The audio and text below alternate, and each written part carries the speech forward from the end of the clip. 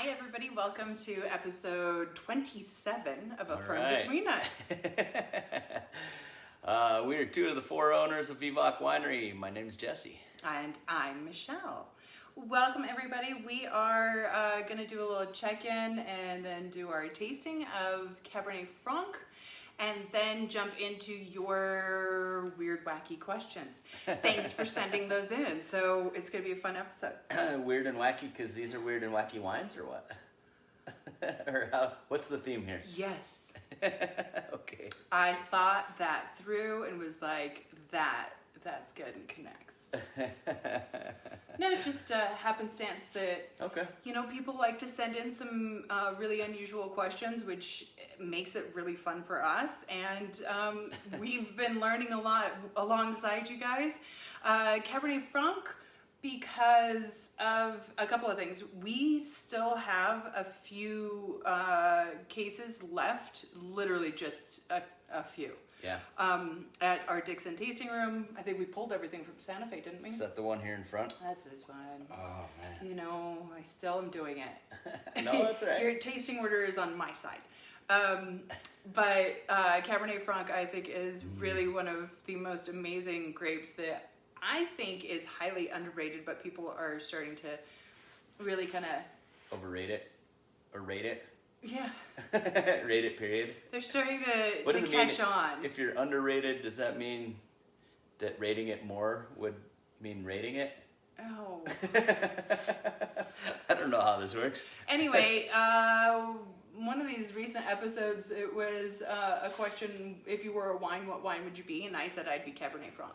Oh, wow. So I thought we should delve into it.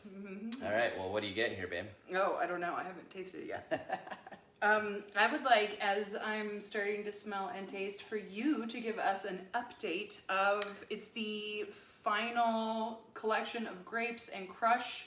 We actually even opened a bottle of wine this morning because it's our last decent size crush.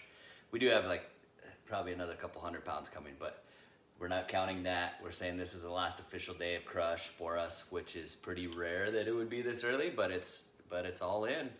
And we're pressing off. Last week we had such a big week of crushing grapes, and now we're doing all the pressing, and that's harder.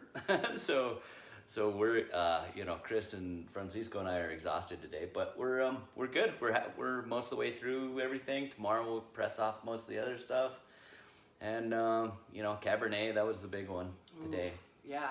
But we also pressed Barbera and so these were Abbott grapes that came in. So our Abbott vineyard, that's one of our estate vineyards, and that's what we're tasting today. The Abbott Cabernet Franc and the Abbott Red, which is a blend. But so what was in this? Because you got today. Today. All right. So our crops are lower this year in the north. So we're gonna blend all of the northern red grapes, which is Abbott and our 1725, and make it into one wine, and then all of our Abbott whites and 1725 whites and make it a northern whites. So these blends will be awesome. The white is coming along great. The red, we got half of it in, and the other half we crushed today. Just tell me the grapes. The grapes were Cabernet Franc and Petit Verdot. So all of our Petit Verdot and almost all the Cabernet Franc. And then what about the Syrah? Syrah and Merlot we pressed off today. Okay. So, yeah. Which is really exciting. So, just a side note about the Abbott Vineyard, it is, isn't it 5,400 feet? No, it's pretty high. It's 50, almost 5,800. But it's it's only 200 feet lower than our vineyard, but it's also, So Chris says that it's 500 feet lower in altitude. You say it's 200. Yeah. And I have it noted in our manual to teach people. As what? As 56. So maybe it is 56. Let's all make up a number and just decide. That would be 250 feet lower than 1725 vineyard. Okay. You know. Right. So that's pretty good. Details, Anyway, one of the things that I love is that this really high altitude vineyard, I know, is gives so much more acidity. Do you see thicker skins? Because, that's what, in sommelier training, you're taught that higher elevation, you get thicker skins. I don't see a huge difference between the north and the southern vineyards. The southern vineyards are also at 4,000 though. It's so not like that's super low. We're all pretty high altitude, and maybe you're all pretty high. Not until later, folks. Come it. No, not super thick skins. Although I've never worked with low altitude grapes. Right, that would be interesting. But we do get way higher acidities up here. It's just a lot cooler, and the grapes don't have a tendency to ripen so quick. The hot days burn off acidity real rapidly, and so southern New Mexico, while it does have cool nights, has really warm days, way more than here, and so we retain acidity up here like crazy. Sometimes to a fault even, but I like it that way. Yeah, I totally agree. So as we're tasting and smelling this Cabernet Franc, I'm a huge fan because it has so many interesting aspects to it, and it's not for everybody, but I think that if you're getting into Cabernet Franc, I think this is a great introductory what to expect in a high level Cabernet Franc. Where they can get leaner, they can get greener, and so as you start to appreciate the grape,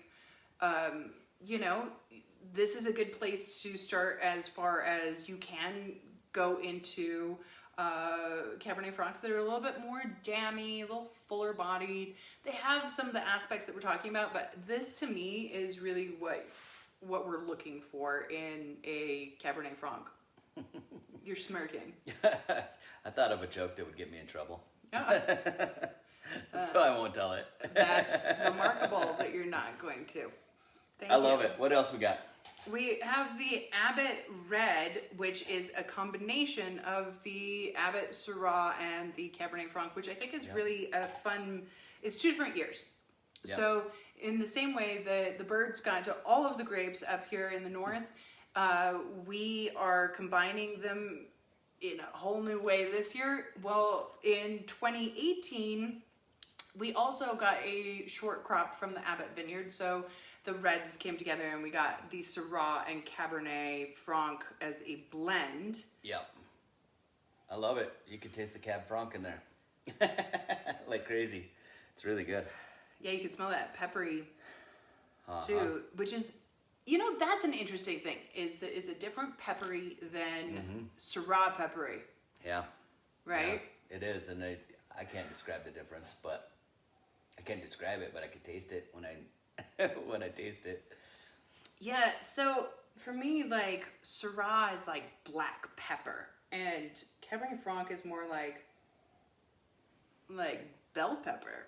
Like totally out of, but still it has that green, but also like a chili, spice, sort of, or jalapeno. Yeah, it's got a spicy smell to it, but a more vegetal spicy rather than like a spice that you cooking spice. There we go. Let's hope you all followed that one.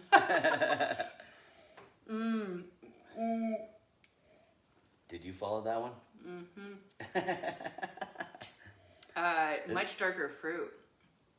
Decently darker fruit, but it's still got some of the same aspects as the Cabernet Franc, which I'm digging on both of these. Gosh, oh, we're really almost sold out. Damn, I know. It's not good. I know. So a little bit of background. So we did the little tasting, but here's the background on Cabernet Franc. It's originally from France. First plantings were in the southern part of France, I believe, and then moved into the Loire and then to Bordeaux. Is that right? I don't know. I don't know any of that. Hey, weren't you in those classes with me? I was. I just don't remember that one way or the other. So one of my favorite expressions of Cabernet Franc is from the Loire Valley. Yeah. Right? Yeah, Loire is awesome. Oh, it was so pretty. And that's more in keeping with the kind of Cabernet Franc that Jesse and Chris make. where it's got those great, nice ripe fruit, but you've also got those spices. You've got that little bit of green note. And so I always think that's really fantastic. Of course, it was used as a blending grape in Bordeaux. And then many of you may not realize that Meritage is, and that by the way, you're supposed to say Meritage. Not Meritage. So, which you think Meritage, but it's not. But it's not. And so you actually have to Also, pay to be part of that association. Yeah. So that you can use that name, and then it's essentially a Bordeaux blend, but the founders of the Meritage Society are from California, so that's where it originated, in the Napa-Sonoma area. And then now, don't we have a New Mexico winery that's part of the Meritage we do. collective? Yeah. And obviously big fans. Whoops. Josh and Colleen are fantastic. We love them. We only know of one involved. I only know of one that does call theirs a Meritage, but everyone else just calls it a Bordeaux blend, and then moves along. Yeah. The other thing is that it actually is phenomenal and really well known throughout Europe from Hungary. And we got to spend a great deal of time in Hungary last spring. I say last spring, but that was 2019 spring. Year and a half ago. And it was amazing. Yeah. I loved getting to taste the Cabernet Francs there, and they're really there's a town. Okay, I'm gonna need some help with the geography. South Vianney. That's South Hungary, right? That's Southern Hungary, yeah. And they, as a collective, because that's their area grape, then came up with a name, and it's the Vianney Franc. Vianney Franc, yep. Which is super cool, clever, everybody working together. All of the restaurants and the wine bars serve all of the Vianney Francs from the different wineries as a show of support, which is really cool. Yeah. I wish we could do that. I would like to see more of that happening. And, that'd be pretty cool. During COVID, a lot of restaurants and breweries are coming out to really hyper support New Mexico wineries as we're all flailing, trying to continue. So that's really awesome. Thank you, everybody. I know that we have some chefs that tune in and watch this. So thank you guys. We really appreciate it. A lot of brewers and other wineries too. Sharing to send each other to each other is great. Okay, so any other things that you want to say about Cabernet Franc? Ooh, buy some from Washington. I love Washington State awesome. Cabernet Francs. Yeah. Walla Walla. What's your questions? I thought you might be eager. Okay. So if you have more questions about Cabernet Franc or any of that, please send them to us. And let's jump into your weird questions. Number one, my weird, wacky question is, if you could make wine with weed, which would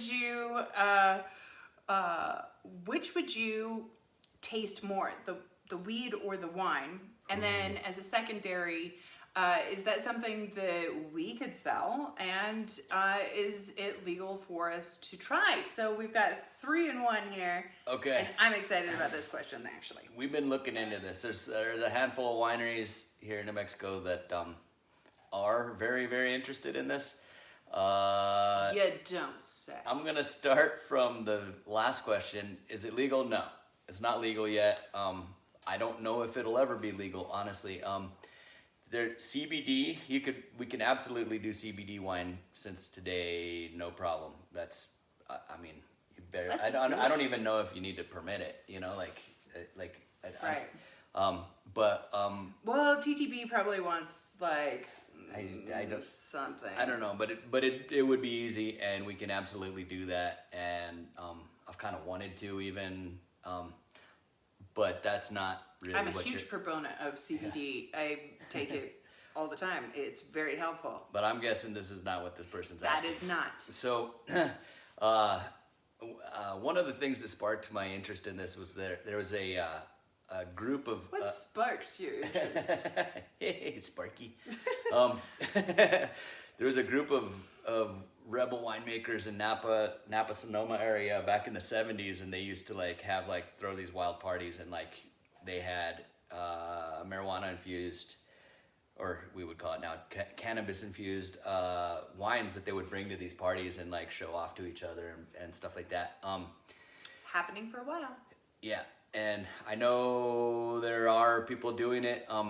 It does end up tasting like marijuana quite a bit, just like your cookies would or whatever else you're making with it. But there is such thing now as flavorless THC CBD oil that you could, it wouldn't even be like, I mean, the way you would do it is you would, basically make a tea bag full of cannabis, and soak that in your, some certain amount of cannabis in a certain amount of wine for a certain amount of time, and then so it's like basically a tea, and it would obviously taste like, but the oil is hard to mix into wine or into a liquid, into a wine without having like a sheen on the top. I've got a lot to say about this too. Okay, go for it. What are you gonna say? I'm like, I don't want to interrupt, but I really want to interrupt.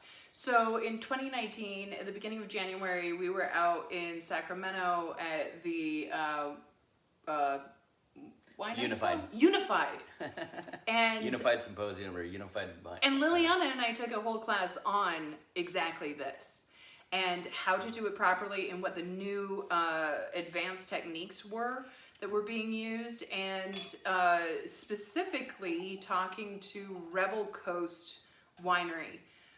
Chip Forsyth, who's our friend Jasper, who owns Noisy Water, his doppelganger. Is his California doppelganger? Or is he in Oregon?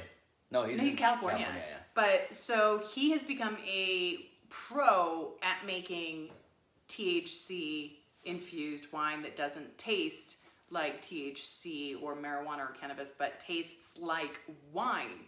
Now the trick here is that you can't have alcohol in it at the same time that you have THC. Right. So you need to strip the wine of the alcohol, which had been an issue where it also took some of the flavor out. They used to add this like heavy dose of THC that tasted supposedly pretty intense, and so they had to overcompensate with this jammy kind of flavoring, and so nobody liked the wine. It was absolutely horrible flavored.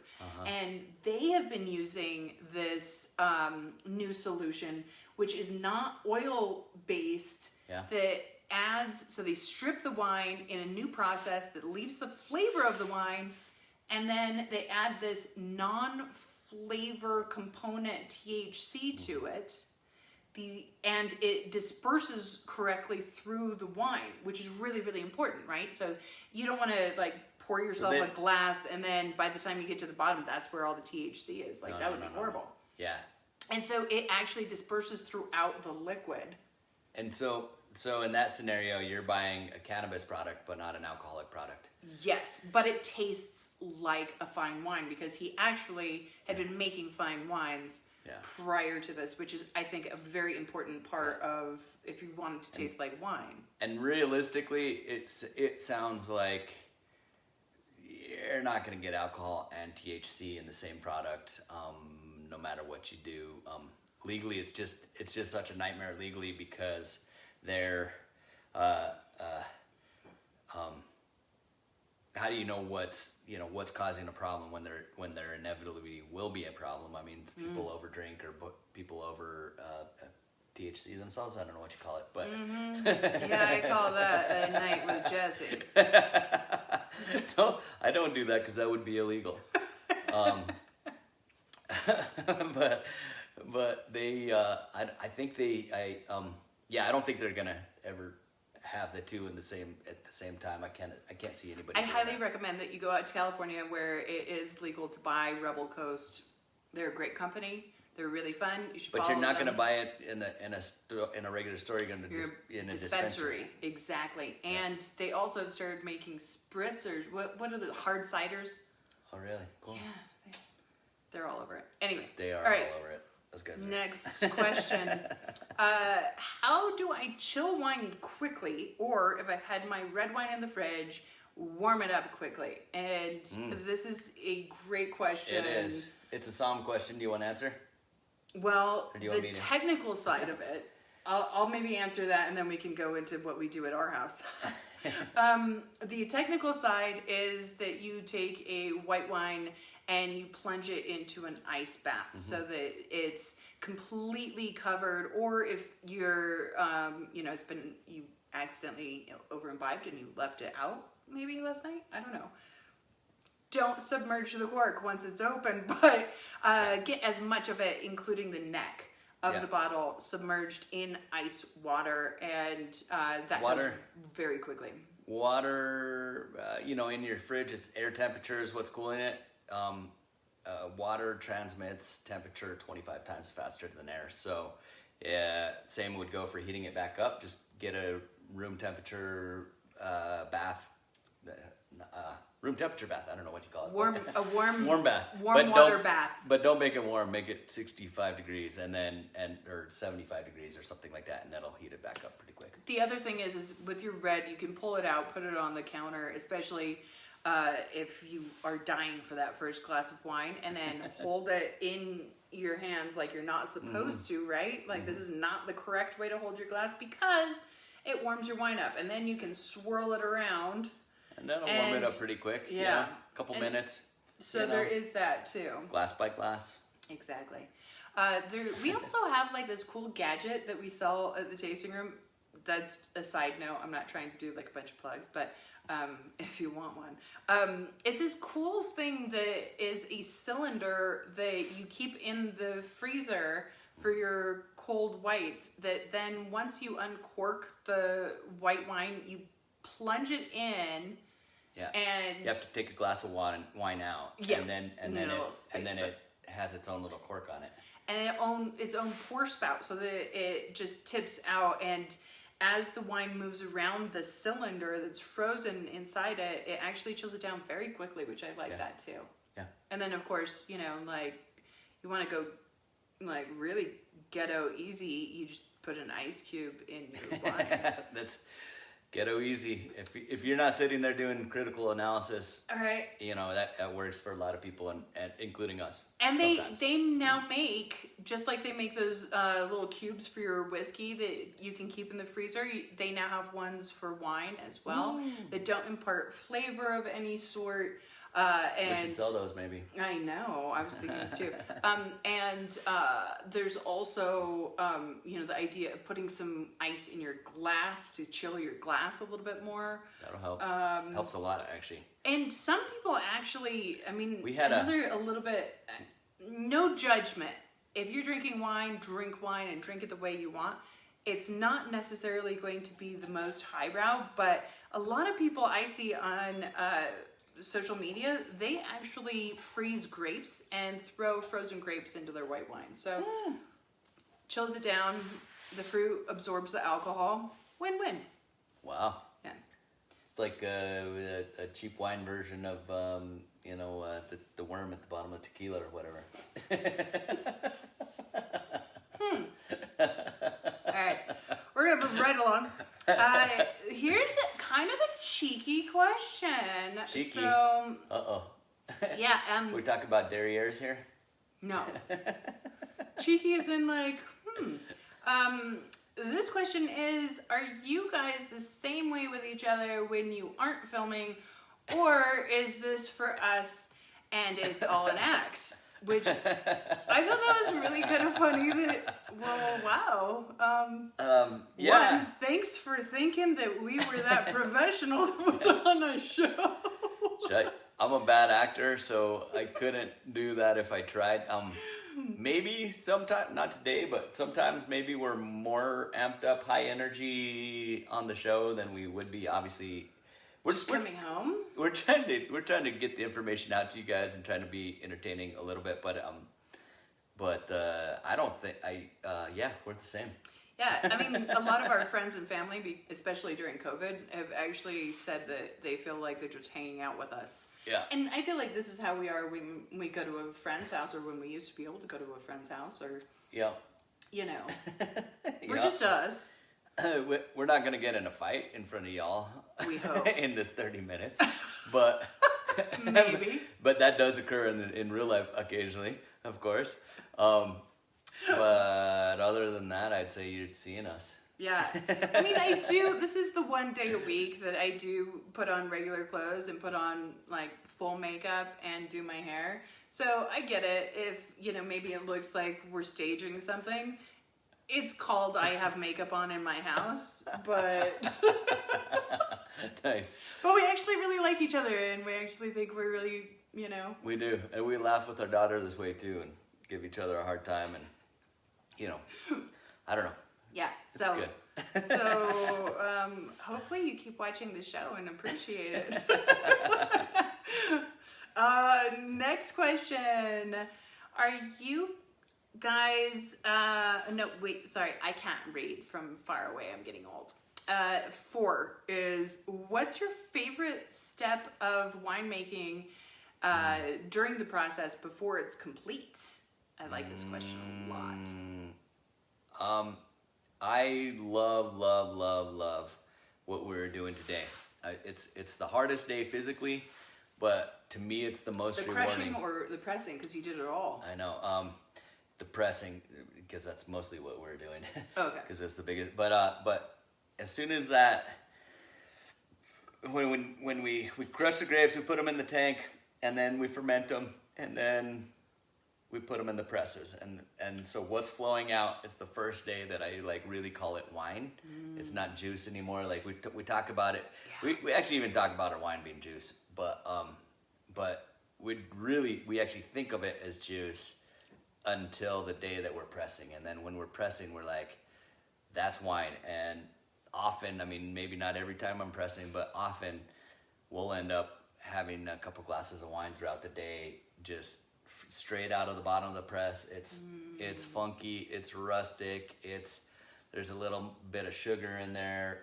Still, it's not a complete wine, but you feel like I feel accomplished at that point. I'm like, I've got, and I'm just pumping gallons and gallons and gallons into a tank, and I'm like, man, I've got so much wine that I just turned this into wine. It's amazing. That's my favorite part. Well, that's a pretty amazing, Castaway, I made wine, kind of.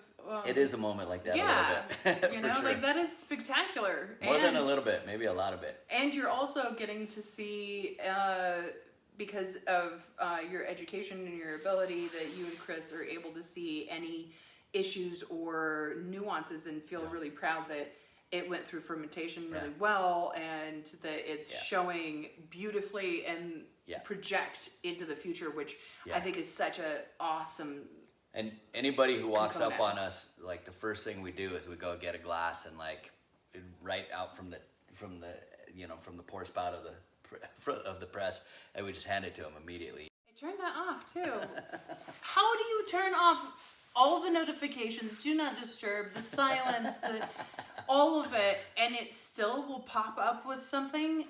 Oh, so annoying. Anyway, you act like people just stop by all the time, but it's on private property. Nobody knows where we're at. It's super and rare. It's a secret thing, so that's just you and Chris handing each other glasses. Hey, man! Or you, or Lily, or my parents, or whatever, whoever happened, staff sometimes come by or whatever, and whoever it is, but we're like, hey, check this out. Yeah, it's fun. It's a proud moment, for sure. I'm not part of the winemaking team.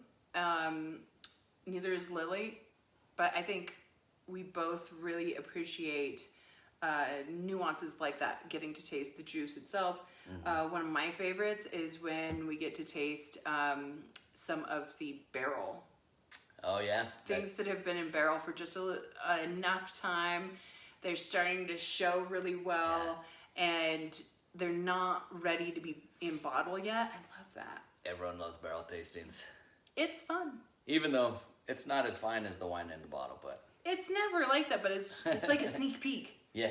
And a sneak peek into the winemaker's imagination and brain, because he's, they're saying, oh, this isn't ready yet, and you taste it and you get an idea of, wow, you know, like what that's like, that play. I think it's on normal years we have a picking party. Actually, I don't think we would have had a picking party even if it wasn't COVID this year. There wasn't enough grapes. Yeah. But on a normal year we have a picking party or 2 or 3, and we bring them in from the field of picking, and then we'll you know, we have a couple carafes of wine that we've pulled from a barrel, just to do a barrel tasting of what we picked last year or whatever it is. And people are always like, you know, we have one guy that loves Nebbiolo, and he was like, I want to buy a whole barrel. Can I buy one of those whole barrels of like, and just whenever it comes out, you send me the 25 cases. We should have been like, yes, it's $50,000.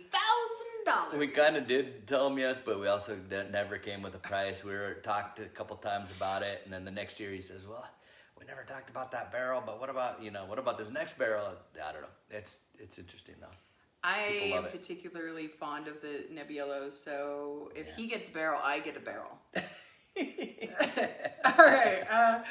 The final question for today. You guys always do such great Halloween costumes. What has been your personal favorite, and what will you go as this year? And a follow-up question is, what is your favorite wine and candy pairing?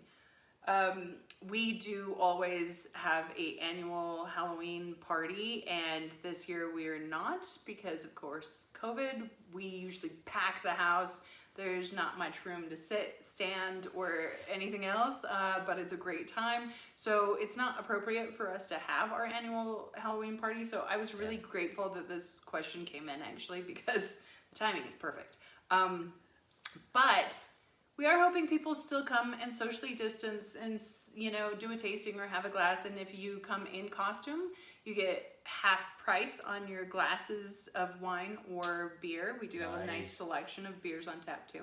All right, so yeah, our household in particular gets really, really into Halloween. What's your favorite? And it's really hard to decide.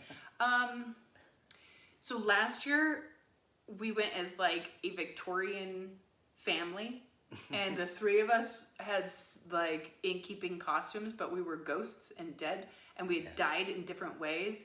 And I researched all of this like cool makeup. It was insane. Her makeup jobs on our injuries were amazing. It was so cool. So Jesse got skinned on half his face.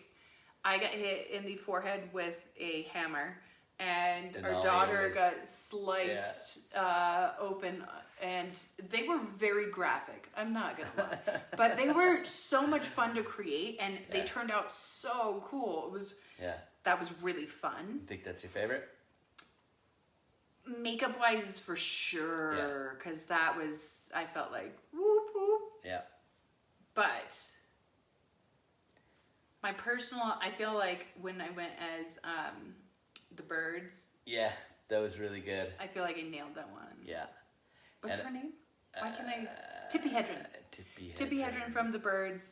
I happen to have the right hairdo. The right dress I found the right dress at a thrift store. They glued birds to me. I think my favorite for me, even though maybe it wasn't the very best, it was a really fun one to play, was Jack Nicholson from The Shining. And now I had breaking through the door. I had a door like around my head that had a hole that my head stuck through, and a big old axe. It was a lot of fun. Mm-hmm. My favorite costume of yours has always been after the Halloween party when you put on your birthday suit.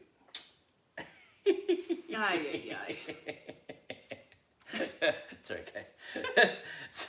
I don't know about this guy. I feel like we've had so many great ones, but I definitely, my favorite one of yours, it's because you've almost drank another bottle of wine on this show. Slow down. Was when you shaved your head to be it. That might have been my best costume. That was amazing. Yeah. And then we glued the hair around and dyed his back teeth around here out so that it looked like, you know, the sharp teeth from the original. Yeah, It was ugly. It was really spectacular. I liked the gusto to shave your head. That was amazing. We're not gonna celebrate this year. We're taking a sanity trip to out of the country. So we're actually gonna celebrate Day of the Dead on November 1st, which the day after, and down in Guanajuato, Mexico. Oaxaca, Mexico. Where evidently they really have an amazing Day of the Dead celebration, so that's gonna be cool. Speaking of, one of my all-time favorites that Lily did was when she had Jim Vogel paint the bones, like the bones that are, so turn her into a skeleton, only with this like awesome dress, and it was so cool. It was really... It was Day of the Dead perfection. It was awesome. Yes. It's so cool. Definitely cool. So pairings. Honestly, I actually like Reese's peanut butter cups with Chardonnay. I like don't. them a lot.